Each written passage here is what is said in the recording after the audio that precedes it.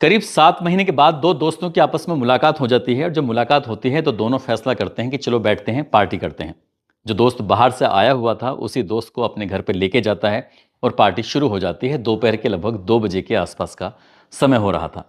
उस समय उसकी जो पत्नी होती है वो बाहर काम पर गई हुई थी और जो बच्चे थे वो छत पर आराम से खेल रहे थे।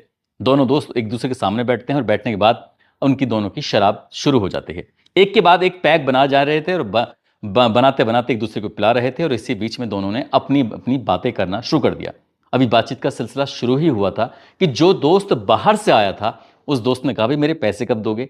बात पैसे की आती है तभी जिस घर में पार्टी हो रही थी उस दोस्त को इतना गुस्सा आ जाता है। वो कहता है कि मैं पिछले 7 महीने से मैंने तुझे कितना मिस किया, कितना याद किया, तुझे वो बात याद नहीं रही, वो बात तूने पूछी भी नहीं, लेकिन तूने ये जरूर पूछ लिया कि मेरे पैसे कब दोगे।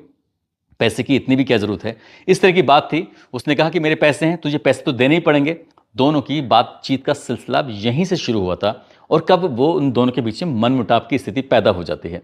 शराब पीते पीते एक दोस्त जिसके घर में पार्टी हो रही थी उसे इतना गुस्सा आता है कि उसको धक्का दे देता है और जैसे धक्का देता है तो जिस चेयर पर वो बैठा हुआ है उस चेयर सहित वो पीछे गिर जाता है। और जो पीछे गिर जाता है तो इसी बीच में जो बैठा हुआ दोस्त था उसने देखा कि गिर गया तो गिर गया, कोई बात नहीं, आराम से शराब पी रहा है और लगभग 15 मिनट हो जाते हैं वो दोस्त उठ ही नहीं पा रहा है। तभी वो खड़ा होता है, कहता है कि चल ठीक है, जो तेरे पैसे हैं मैं दे दूंगा, इतनी भी क्या जल्दी है, इतनी भी क्या नाराजगी है कि तू उठने को तैयार ही नहीं है। उसने उसका हाथ पकड़ा और हाथ पकड़ने के बाद जैसे ही उसे उठाने की कोशिश कर रहा था, हाथ जब छूटता है तो हाथ एकदम से जमीन पर गिर जाता है। यानी कि वो बेदम हो चुका था, उसके अंदर कोई शरीर में जान ही नहीं थी। उसे लगा कि पता नहीं क्या हुआ है। तुरंत ही उसने उसकी नब्ज को जब टटोलना शुरू किया, जब नब्ज को देखा तो उसकी नब्ज काम नहीं कर रही थी, यानी कि उसके शरीर में अब जान ही नहीं थी। उसने सांसों को देखा कि सांस चल रही हैं कि नहीं चल रही हैं, तो सांसें भी रुक चुकी थी। वो सोच नहीं पा रहा था, समझ नहीं पा रहा था कि करूं तो क्या करूं। दोस्त उसका लगभग 15 मिनट पहले ही मर चुका था, जबकि उसने कुछ करा भी नहीं है। ऐसा लग रहा था कि शायद ये कहानी यहीं खत्म हो जाएगी, लेकिन कहानी यहां से अब शुरू होती है। इतना भयानक रूप ये कहानी लेगी, किसी ने इस बात की कल्पना भी नहीं की थी। साल 2026 की उस प्रदेश की सबसे ज्यादा चर्चित घटनाओं में से एक घटना बन जाती है जब इस घटनाक्रम का खुलासा होता है। लोगों को यकीन नहीं हो रहा था कि कत्ल की कोई वजह नहीं थी और कत्ल होता है और वो भी बहुत भयानक रूप में जो आगे होता है। आदाब, नमस्कार, सत श्री अकाल। मैं उस्मान सैफी। आज की जो सच्ची घटना मैं आपको सुनाने जा रहा हूं, ये सच्ची घटना है पंजाब प्रदेश के लुधियाना की। यहां पर एक लड़का है कालू नाम का, जो कि कबाड़ बीनता है। कबाड़ में लोहा, प्लास्टिक, इस तरह की चीजें वो बीनता है, रद्दी वगैरह इकट्ठा करता है। और ये तारीख होती है 8 जनवरी 2025 की सुबह लगभग 7:50 के आसपास। उसका साथी उसके साथ होता है कालू के। और जैसे ये जो लुधियाना जालंधर बाईपास है उसके पास में एक सेक्रेड हार्ट स्कूल है, उसकी खाली प्लॉटों के पास जब पहुंचते हैं तो कालू की नज़र एक सफ़ेद रंग के ड्रम पे पड़ जाती है। और जैसे ही सफ़ेद रंग के ड्रम पे पड़ती है तो कालू ने भी देखा और कालू के साथ जो दूसरा लड़का है वो भी जो कबाड़ बीनता है, चुनता है, उसकी भी नज़र पड़ जाती है। अब दोनों में एक रेस लग जाती है कि कौन इसको सबसे पहले पकड़ेगा। जैसे ही पकड़ने वाली बात आती है, कब्जा जमाने वाली बात आती है, तो कालू ने देखा भी पहले था और कालू ने उस पर कब्जा भी पहले ही कर लिया। कालू ने उसको पकड़ लिया, पकड़ने के बाद कहा ये ड्रम तो मेरा है, मैं इस ड्रम को किसी भी कीमत पर किसी को तुझे नहीं दूंगा। दूसरा कहता है कि मेरी भी तो नजर पड़ी थी, मैंने देखा है। उसने कहा देखा मैंने पहले था और इसको पकड़ा भी मैंने पहले ही है, इसको तो मैं ही लूंगा। जब ऐसी बात आती है तो कालू ने आखिरकार उस पर अपना अधिकार बना ही लिया और दूसरा दोस्त तो आराम से खड़ा हुआ देख रहा था कि इसके अंदर है क्या। अब इसी बीच में ढक्कन जब खुलता है, सफेद रंग के उस ड्रम में लाल रंग का ढक्कन था। जैसे उसको खोल कर देखता है, देखने के बाद उसकी नजर अंदर पहुंचती है तो उसके होश फाख्ता हो जाते हैं। एकदम से वो उसकी चीख निकल जाती है और चीख निकलते निकलते वो एकदम से बेहोश हो जाता है। दरअसल उसके अंदर एक इंसान का सर रखा हुआ था, सर भी यहां तक रखा हुआ था। और उसके बाद फिर जो उससे जो दूसरा साथी है, जो दूसरा दोस्त है, उसके जब वो देखता है तो वो भी देखने के बाद उसकी भी चीख निकल जाती है, लेकिन वो कई कदम पीछे हट जाता है। अभी तक उस ड्रम पर कब्जा जमाने की कोशिश कर रहे थे, लेकिन अब उसी ड्रम से वो डरने लगते हैं, घबराने लगते हैं। चीखों की आवाज कुछ इतनी ज्यादा तेज थी कि आसपास के जो दुकानदार थे वहां तक बात पहुंच जाती है और जो राहगीर गुजर रहे हैं उन राहगीर तक भी बात पहुंच जाती है। राहगीर मौके पर आते हैं। मौके पर आने के बाद देखते क्या है कि लड़का है जो बेहोश पड़ा हुआ है, एक लड़का दूर पास में दूर खड़ा हुआ है और ड्रम है, उसका ढक्कन खुला हुआ है। जब लोगों ने देखा तो लोग भी एकदम से पीछे हट जाते हैं। आखिरकार जो बेहोश था कालू, उसको होश में लाया जाता है। होश में लाने के बाद वो ऐसे घबराता है बार बार चीख रहा है, बार बार चिल्ला रहा है, और वो कुछ भूत भूत करके बात करने की कोशिश कर रहा है, जैसे कि कोई अंदर, उसके अंदर कोई प्रवेश कर गई, कोई आत्मा वगैरह। और वो कालू इतना डरा हुआ था। लोगों ने उसे समझाया, उसे परेशान होने का, बेटा परेशान होने की बिल्कुल जरूरत नहीं है। जब लोगों ने उसे समझाया तो लगभग उसको आधे से पौन घंटा लगता है अपने होश में आने में, लेकिन बार बार वो जागता जरूर था और बेहोश हो जाता था। जब उससे पूछा जाता है तो कह रहा है कि वो जो आकृति है ना, वो डिब्बे के अंदर जो थी, ड्रम के अंदर जो थी, वो उसके चेहरे में, उसकी आंखों में बस जाती है। बार बार वही दिखाई दे रहा था, जैसे कोई आत्मा उसके अंदर प्रवेश कर गई हो। कुछ इस तरह की बात थी। आखिरकार स्थानीय लोगों ने पुलिस को सूचना दी। पंजाब प्रदेश के लुधियाना का एक सलेम टाबरी एक थाना लगता है, वहां पर सूचना दी जाती है और पुलिस मौके पर पहुंचती है। मौके पर आने के बाद फॉरेंसिक टीम आती है, डॉग स्क्वाड आता है, और उसके यहां देखने के बाद किस जो लाश है, लाश का यानी कि भी सर है, सर का थोड़ा सा हिस्सा है जो उसके ड्रम के अंदर है, उसको बाहर निकाला जाता है। बाकी हिस्सा कहाँ है, अब डॉग स्क्वाड की मदद से उसे ढूंढने की कोशिश की जाने लगती है। आसपास जितने भी खाली प्लॉट थे, आसपास जितने भी इलाका है, सबको जब देखा जाता है, देखने के बाद उस हिस्से को जोड़ने की कोशिश की जा रही थी, लेकिन जोड़ते जोड़ते पता चलता है कि सिर्फ 6 ही हिस्से हाथ लगे हैं। 7वां हिस्सा यानी कि जो हाथ है, वो हाथ ही नहीं लगता है। पुलिस वाले उसे तमाम कोशिशें करते हैं ढूंढने की, लेकिन वो मिल नहीं रहा था। अब पुलिस के लिए यह सबसे बड़ा सवाल था कि लाश किसकी है, हत्या किसने की है, क्यों की है, क्या वजह है। बहुत सारे सवाल थे, ना केवल पुलिस जानना चाहती थी बल्कि आसपास के लोग भी जानना चाहते थे। कालू से जब बात करते तो कालू ने जो कहानी शुरू में देखा था कि साहब वो तो कबाड़ा बीनता है और कबाड़ से ही वो लोहा, प्लास्टिक, रद्दी इस तरह की चुनता है। आखिरकार उसका उसमें कोई रोल नहीं था। जब पुलिस ने कोशिश की और ये बात फिर थोड़ी ही देर में सोशल मीडिया पर वायरल होने लगती है, तो ये लुधियाना की ही भारतीय कॉलोनी होती है। वहां का रहने वाला एक व्यक्ति जिसका नाम दविंदर सिंह होता है, उम्र जिसकी 30 साल के आसपास होती है, वो कंप्यूटर इंजीनियर होता है। उसके घर वाले दौड़ते हुए थाने पहुंच जाते हैं, जाकर कहते हैं कि साहब हमारा बेटा गायब है और हमने उसे हर जगह ढूंढा, हर जगह तलाश किया। हम जाकर थाने में रिपोर्ट भी लिखवा कर आए थे, लेकिन हमें कोई सूचना नहीं मिली। हमें तो अभी सोशल मीडिया के माध्यम से पता चला है कि आपको एक लाश मिली है। जब वो देखते हैं, पहचानते हैं, तो वो कोई और नहीं था बल्कि दविंदर सिंह ही था। दविंदर सिंह की हत्या क्यों हुई है, क्या इसके पीछे की वजह क्या है, घर वालों से जब सवाल किए जाते हैं तो पता चलता है कि घर में उसको एक बेटी है जिसकी उम्र लगभग 7 साल के आसपास है, जो कि मंद बुद्धि है। साथ ही एक 7 महीने की बेटी और है जो अभी बहुत बच्ची, छोटी सी है, और पत्नी है। ये सिर्फ 4 सदस्य हैं जो घर में रहते हैं। लेकिन जो दविंदर है, ये दविंदर, उसकी पत्नी, बच्चे तो घर में रहते हैं, लेकिन ये खुद रहता है मुंबई में।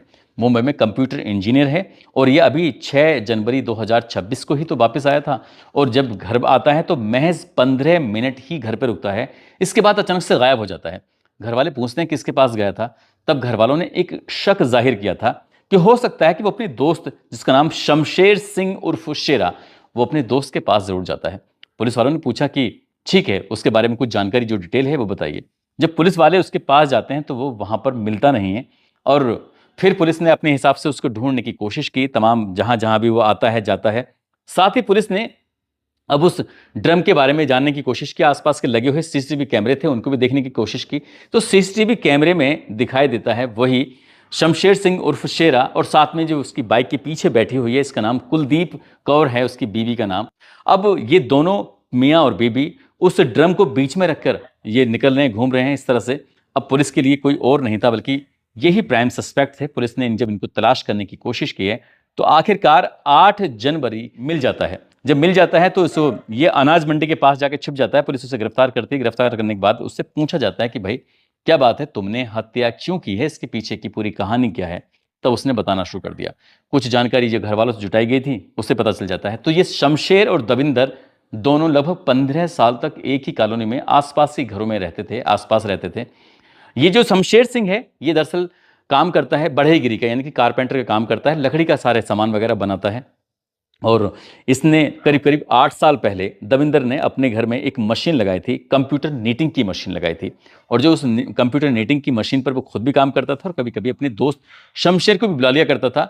8 साल तक तो ये काम धंधा बहुत अच्छा चलता रहा, बढ़िया चलता रहा, लेकिन 8 साल के बाद ये काम धंधा बेकार हो जाता है। साल 2023 की बात है, और जब ये काम खराब हो जाता है तो इसी बीच में ये फैसला लेता है कि अपना जो सारा के सारा सामान था, मशीनें थी, वो बेच बाच कर दविंदर यहाँ से मुंबई की तरफ चला जाता है। मुंबई में जाकर अपनी नौकरी करता है।